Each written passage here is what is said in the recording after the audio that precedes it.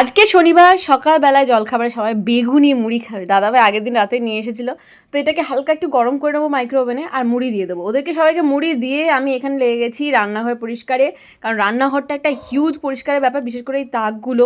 যখন নদী ছোটো ছিল আর ইউটিউবে কাজের প্রেশারও ছিল না, আমার খুব কম সাবস্ক্রাইবার ছিল তখন নিজের মতো কাজ করতাম, কোনো পেড প্রমোশন করতাম না। তখন এইগুলো না রেগুলার পরিষ্কার করা, ঘরের দেখাশোনা করতে পারতাম। এখন একদম রেগুলার হয় না, মানে ওই ওপর যা হয় ভেতরে ডিপ ক্লিনিং সেই পুজোর সময় একবার আর পয়লা বৈশাখের সময়। যে পায়ে ব্যান্ডেজ নিয়ে সারা বাড়ি ঘুরে বেড়াচ্ছে। কি ব্যাপার, তুমি ওষুধ খাচ্ছ? তুমি তো ওষুধ খাও না? অ্যান্টিবায়োটিক নাকি? তারপরে কি হলো, তুমি সারা একদম করে পড়ে গেলে স্টেশনের মধ্যে? হ্যাঁ। মেয়েরা দেখে হাসিনি তোমাকে নাকি? মেয়েরা তুলে ধরলো, আসুন দাদা আসুন, কোলে আসুন বলে কোলে নিয়ে গেল। ওটাই তো বলছি, কোলে করে নিয়ে এলো। সেই জন্যই তোমার মুখে অদ্ভুত একটা হাসির ছাপ ছিল যখন তুমি বাড়িতে ফিরলে। হ্যাঁ, আমি বললাম এরকম তাহলে বারবারই পাগলো এরকম পড়ি আর তখন সবাই মিলে কোলে করেই নিয়ে যাবে নাকি? কোলে করে তুলে নিয়ে সুন্দরী মেয়েরা চারিদিক থেকে। শোনো, তুমি যখন ঠাকুর দেখতে যাবে পুজোর মণ্ডপের কাছে গিয়ে ম্যাডক স্কোয়ারে গিয়ে পড়ে যাবে এরকম করে, দেখবে সব সুন্দরী মেয়েগুলো তুলে তুলে ধরছে। ঠিক আছে, ব্লাউজটা হবে নাকি দেখো, ব্লাউজটা আমার তো সাইজের, তোমার হবে কিনা দেখবে। পরে দেখো, আমার মনে হয় তোমার ইয়েতে আটকাবে এখানটাতে। এই দেখো সাইডে অনেকটা কাপড় আছে, খুলে নিতে পারবে।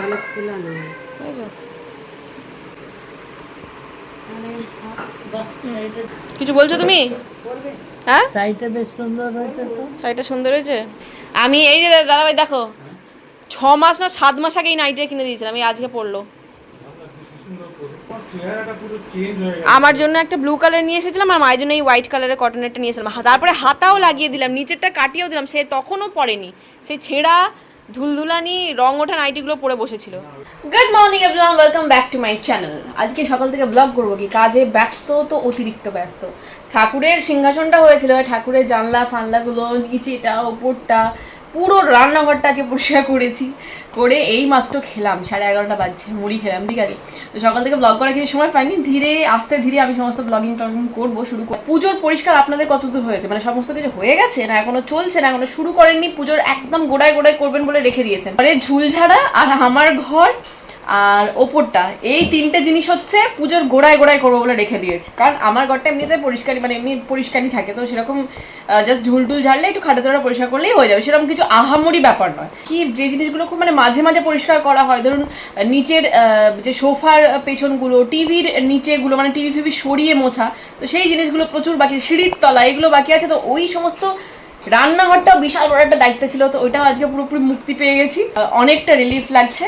সবার শেষে আমার এই বিউটিফুল পিঙ্ক কালারের পর্দা, যেটা এখন অ্যাশ কালারে পরিণত হয়েছে ধুলোতে, তো এটাও আমি পরিষ্কার করবো। অনেকদিন ধরে ভাবছি লাগাবো করে লাগানো হচ্ছে না। এই যে নিম পাতা আর পেঁয়াজের রস করে নিয়ে এসেছি, মাথায় লাগাবো। চুল পড়লেই মোটামুটি সপ্তাহে 1 বার বা 2 বার করে লাগান, খুব সুন্দর কাজে দেয়। আমি হাতে করে লাগিয়ে নিচ্ছি, সময় নেই, তুলো করে লাগালে খুব ভালো হয়। আর এটা ভীষণ মানে ন্যাচারাল সলিউশন ড্যান্ড্রফের জন্য। দিন মানে নদীর বদমাইশি করার দিন, অনেক বদমাইশি করে নিয়েছি, বাট ড্রয়িং করতে বসেছি। দেখুন কি সুন্দর মারমেড এঁকেছে ও, ওয়াও ভীষণ সুন্দর হয়েছে। এটাও স্টাডি টেবিল, বাট এই টেবিলটাকে এইভাবে ইউজ করা যায়, মানে বোর্ড হিসেবে ইউজ করতে পারা যায়। এইটা মোছাও যায়, হ্যাঁ ডাস্টার দিয়ে মোছাও যায় সুন্দর করে। ওয়াও। নদী আজকে রাতে কি বানাবো বলতো? খাবি তো? পনির মাঞ্চুরিয়ান খাবি তো? পনির খাবি? ভালো খেতে আর হেলদি হয়। হ্যাঁ, চিকেনের থেকেও সফট হয়। আচ্ছা, এই মাত্র আমি চুল ধুলাম, 3টে বাজছে। ঠিক আছে, সবাইকে খেতে টেতে দিয়ে নিজে টিজে খেয়ে তারপর আমি চুল ধুলাম, এখন শ্যাম্পু ট্যাম্পু করলাম। আর একটু পরে হয়তো বিগ বাস্কেট থেকে লোক আসবে, সেখানে আমি শুতে পাচ্ছি না। ঠিক আছে, বিগ বাস্কেট থেকে বেশ কিছু জিনিসপত্র অর্ডার করেছিলাম, অনেক দিন হয়ে গেল আমি আমার গ্লো ড্রিঙ্ক নিইনি, তো ভাবছি কাল থেকে শুরু করবো। পুজোর 1 মাস নেবো, তারপরে স্টপ করে দেবো। আগেও শেয়ার করেছি, যদি চান আরেকবার আমি শেয়ার করে দেবো কালকে। ভীষণ ভালো, যাদের ইউরিক অ্যাসিড নেই তারা এই ড্রিঙ্কটা নিতে পারেন। 1 মাস নিয়ে দেখুন, তারপরে আপনার স্কিন পুরো একদম গ্লো করবে। গ্লো ভাবতেও অবাক লাগে যে ড্রিঙ্কটা আমি বিয়ের আগে থেকে খাই। সেই ড্রিঙ্কটা আমি মোটামুটি 1 বছর আগে দিয়েছিলাম ফিট টিউবার, ভীষণ বড় একজন ইউটিউবার, ফিট টিউবার ওই রেসিপিটা শেয়ার করেছিল। ওটা অ্যাকচুয়ালি কোলাজেন ড্রিঙ্ক। যাদের আমার মতো কোলাজেন পাউডার খেয়ে স্যুট করে না, তারা রেসিপিটা ট্রাই করতে পারেন। কালকে শেয়ার করবো, আজকে বলছি না। আরেকটা ভালো খবর দিই, স্ত্রী 2 নেটফ্লিক্সে চলে এসেছে। নেটফ্লিক্সেই তো এটা, না কিসে? না, এটা মনে হয় প্রাইমে। ঠিক আছে, প্রাইমে চলে এসেছে, রেন্ট করে দেখতে হবে। দেখছেন কি লেখা আছে, 349 রুপিস। এটা আজকে আমি রাত্রেবেলা দেখবো, শনিবারের রাতের প্ল্যান সর্টেড। পনির মাঞ্চুরিয়ান করবো, ওই জন্য রেডি করে রাখি জিনিসটা। এক্ষুনি আমার নদীর ক্যারাটে ক্লাস শুরু হয়ে যাবে, ওখানে দিতে যেতে হবে। দিনে রাতে হলে 400 গ্রাম পনির লাগে সবারই জন্য, বাট যেহেতু শুধু রাতের জন্য করছি 200 গ্রাম পনিরই এনাফ। মিস্টার মুখার্জি আর মা পনিরই খায় না, ঠিক আছে, শুধু মাঞ্চুরিয়ানে ডুবিয়ে খাবে। পনির খেতে ভালোবাসে না, বাড়ির তৈরি ছানাটা যদিও বা খায়, পনির একদম ভালোবাসে না। কিন্তু দাদা ভাই ভালোবাসে, বাবা ভালোবাসে, আমার চলবে, ও ঠিক আছে, না হলেও ঠিক আছে।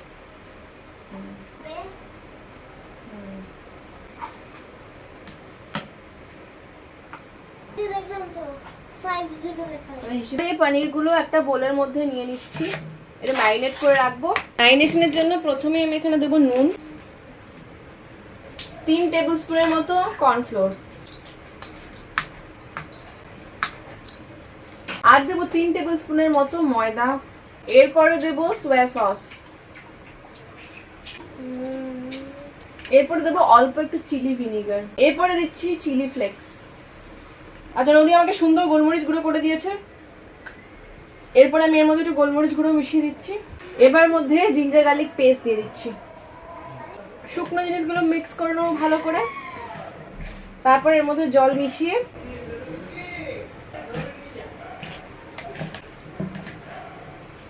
যেহেতু এটা রোস্টেড গরম মশলা, তাই এটা দিয়ে ম্যারিনেট আমি করে রাখছি না, জাস্ট ভাজার আগে একটু মিশিয়ে নেবো এটার মধ্যে। এবার ভালো করে মিক্স আপ করে নেবো ব্যাপারটাকে দিয়ে, এবার রেডি টু ফ্রাই।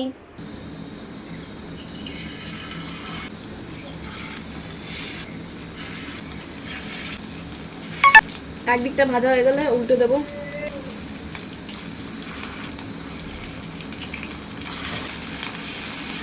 সুন্দর কড়া থেকে উঠে যাচ্ছে, দেখতে পাচ্ছেন, মানে একদম তেলটা যখন বেশ ভালো গরম হবে তার আগে ছাড়বেন না, তাহলেই পনিরটা লেগে যাওয়ার চান্স থাকবে কড়াতে। সেটা সব কিছুই আর কি, মাছের ক্ষেত্রে, ডিমের ক্ষেত্রে, মাংসের ক্ষেত্রে, সবের ক্ষেত্রে। এরপরে সেকেন্ড ব্যাচটা ভেজে নেবো সেম প্রসেসে। জানো দাদু ভাইকে বল ঘুরি নিয়ে আসতে বল। দাদা তো কাজ নেই।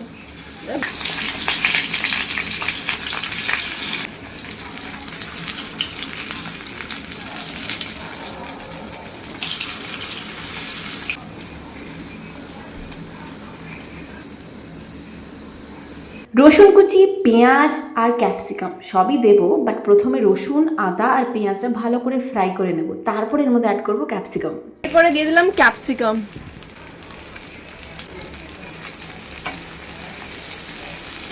এক এক করে আমি অ্যাড করবো চিলি ফ্লেক্স, সোয়া সস দিচ্ছি, দিলাম চিলি ভিনিগার, তারপরে দিচ্ছি টমেটো কেচাপ, তারপরে দিলাম একটু নুন। আমি যেহেতু একটু গ্রেভি রাখবো, আমি একদম শুকনো শুকনো করছি, কারণ দাদাভাই বলেছে রুটি দিয়ে খাবো, যেহেতু একটু গ্রেভি করবে, ওরই মধ্যে একটু বেশি করে এবার সব মিক্স আপ করে নেবো। আমাদের বাড়িতে সব কিছু চলবে, কাঁচা লঙ্কা ছাড়া কোনো রান্না চলবে না, তাই কাঁচা লঙ্কা দিচ্ছি। যেটার মধ্যে পনিরটা ম্যারিনেট করে গেছিলাম, ওটার জলটা আমি অল্প অল্প করে এর মধ্যে মেশাচ্ছি, কারণ এর মধ্যে অলরেডি কর্নফ্লোর ছিল। দেবো আর মিক্স করবো, এইভাবে পুরোটা মিশিয়ে দিচ্ছি। এর মধ্যে আমি ভাজা পনিরগুলো মিশিয়ে দিচ্ছি। এইগুলো দিলে আলাদা কর্নফ্লোর সব আছে, এবার ফুটে গেলেই আমি গোলমরিচটা দিয়ে নামিয়ে নেবো, ব্যাস।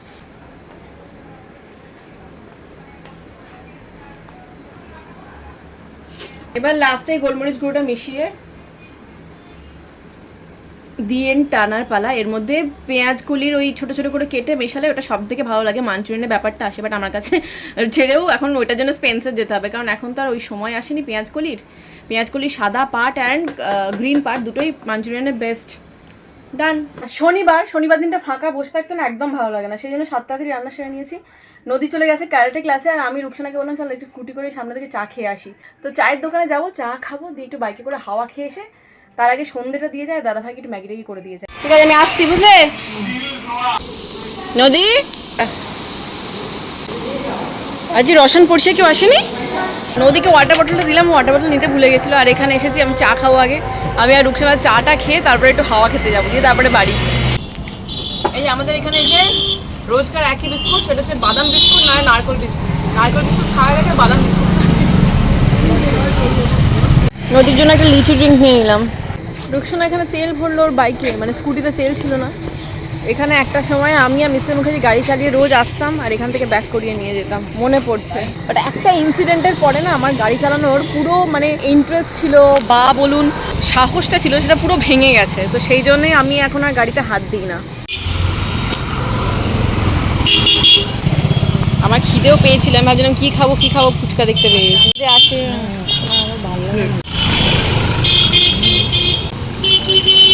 আমরা এখন অন্ধকার ঘুরঘুটির পথ দিয়ে যাচ্ছি। ইচ্ছে করলেই আমরা আলোর রাস্তা দেখতে পারতাম, বাট এই অন্ধকারটাই ভালো লাগছে। ঠান্ডা ঠান্ডা পুরো একদম চারিদিক। আর এটা হলো আমাদের বাড়ি, আমাদের সোনারগঞ্জ থেকে, তার সামনেই বিএমসিটি। আমার এখানে সবজি এসে গেছে। ও এটা ছোট সাইজের, তাই তো? ওগুলো হচ্ছে 25 টাকা পিস। और एगोलो 30 টাকা পিস। वाला और बड़ा होगा। 40 वाला एक है। अच्छा एक है, एक ही है 40। ये वाला शायद नहीं। नहीं ये 40 थोड़ी। 40 वाला इतना होगा, तो ये 40 वाला है। ओ माँ, दे। ये भी बड़ा है, तो ये मुझे तुझे ठीक है। অনেকদিন ধরে ভাবছিলাম খুব আবার বাঁকড়াহাট যাবো, ভালো লাগছে। পুজোর জন্য আমি নারকেল নাড়ু করবো, সেজন্য নারকেল এখানেই পেয়ে গেছি দাদার কাছে। আর বাজারে যাবো ভাবছিলাম, এই একটা 40 টাকার, একটা 30 টাকার নিয়েছি।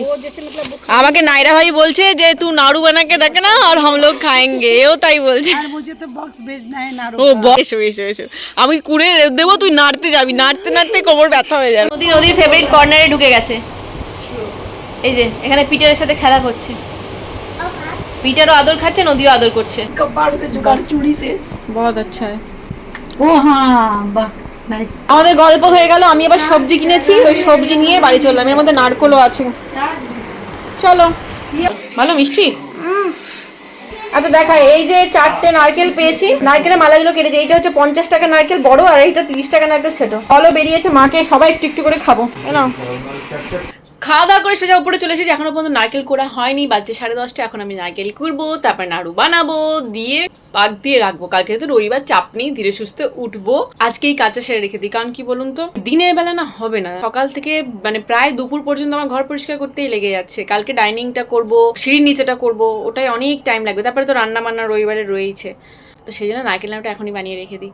এরপরে না, এবার পুজো এসে গেলে কি বলুন তো, আর বেশি কাজ করতে ভালো লাগে না। মানে মহালয়ার পর থেকে মনে হয় একটু নিজের বেশ রূপচর্চা করি, তেলটার একটু যত্ন নিই, হাতে একটু বেশি জল লাগাবো না, মানে রান্না করা ছাড়া স্কচব্রাইট দিয়ে সারা দিন ঘষে মেজে তখন হাতে পুরো ছাল পড়ে যায়। আমার আজকেও সেই অবস্থা হয়েছে রান্নাঘর পরিষ্কার করতে করতে। আমি যেটা দিয়ে নারকেল কুড়ি না, সেটা এখনই মানে আজকেই ধুয়ে মুছে একদম পলিথিনের মধ্যে ভরে রেখে দিয়েছি। তো এইটা সামনে আছে, এটা আমি অ্যামাজন থেকে নিয়েছিলাম এইটা। তো এটা দিয়েই আজকে কুড়ে নিচ্ছি। নদীকে নারকেল খেতে দিয়েছি একটুখানি, খেয়ে দেখ কেমন মিষ্টি না নারকেলটা। নারকেলের জলটা ভীষণ মিষ্টি ছিল। মিষ্টি তো?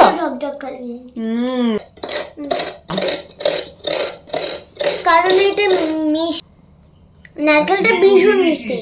আচ্ছা দেখছি। খুব মিষ্টি, খেয়ে দেখ।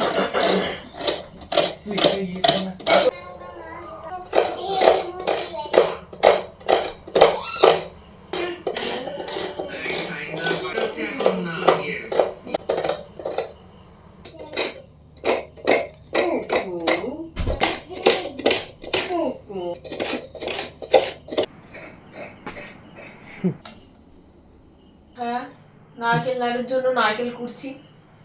এই যে 3টে মালা, 3 নাম্বার মালা চলছে। প্রথমে 50 টাকার নারকেলটা কাটলাম, এই এত বড়। এবার 30 টাকার নারকেল কাটছি। আমি যে কুড়ুনিটাতে কুড়ি, সেটাতে এতবার ধরে কুড়েছি, তো কোনোবার এরকম হয়নি। আমি জানতাম এইটা করার সময় আমার মনে হচ্ছিল যে কিছু একটা বিপদ ঘটতে পারে, আর তাই হলো। পুরো হাত কেটে ফালা হয়ে গেছে, রক্তাক্ত কাণ্ড। কাটতে মনে হয় না পারবো।